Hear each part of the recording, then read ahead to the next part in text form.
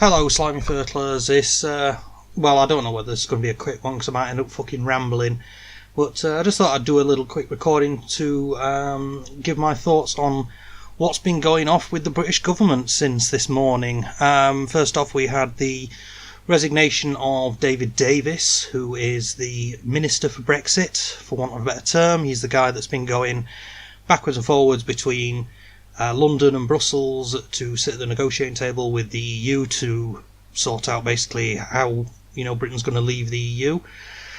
And then later on we had Boris Johnson resign from his position as Foreign Affairs Minister, which both of these guys resigning, more or less together is something very serious, because that means then that Britain's kind of foreign policy ideas, particularly with regards to Brexit, is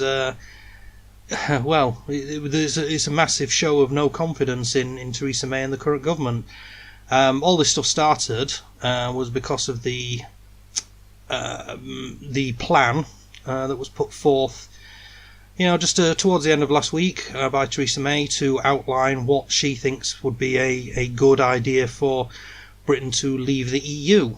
And as it turns out, this plan was very, very widely condemned amongst MPs, because what it amounted to was Britain basically not leaving the EU, but giving up all of our, our bargaining chips with the EU, all our MEPs, our places at the EU discussion tables, things like that, but still retaining, still retaining some access to the EU. It's basically the very softest of soft Brexits, equivalent basically to Britain becoming more or less a vassal of the EU. One of the most ridiculous ones that I saw in the document, which I'm not going to discuss at length, as people who are far more competent, far more eloquent at discussing these things have already done.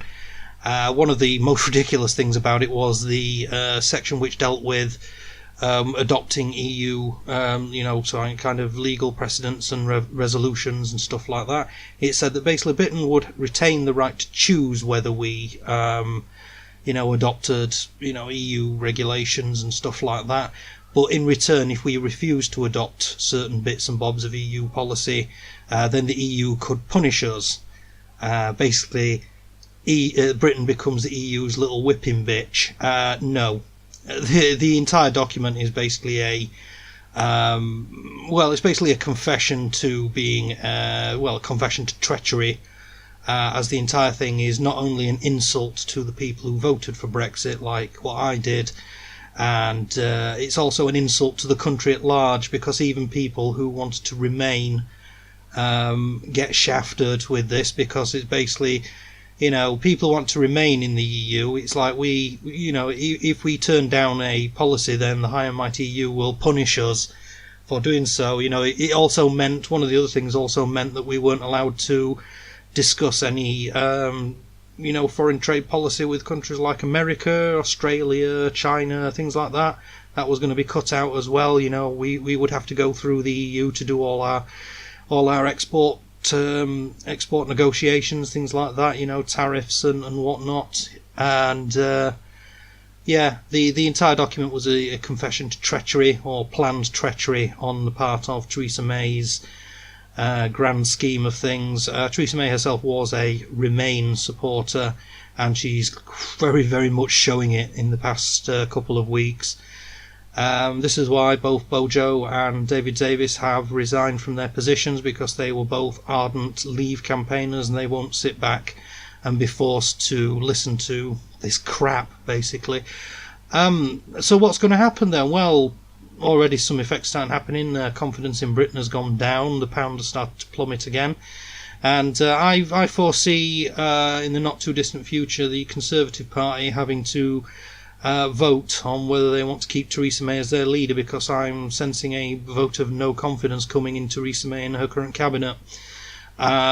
Who will be the new leader of the Conservative Party? I don't know. It could end up being Boris Johnson, or maybe Jacob Rees-Mogg. Not sure about Jacob Rees-Mogg. I think it's more likely that Boris Johnson or somebody would step into the role as Prime Minister. I would prefer Boris Johnson as Prime Minister over Jacob Rees-Mogg. Quite simply because Jacob Rees-Mogg has some good ideas and he has some bad ideas. And unfortunately, his bad ideas are a lot badder than what Boris Johnson's are. He is a very elitist snob when it comes to his policy towards the working classes. So yeah, that's my thoughts on it so far. I really don't know what's going to happen next. It's just one of those things that we're going to have to sit and wait and see what happens. So thank you for listening to this ramble. I don't know, what were we, 5, 6, 7 minutes, something like that. But yep, I will see you around next time when I make a more proper video. Thanks for listening. Goodbye.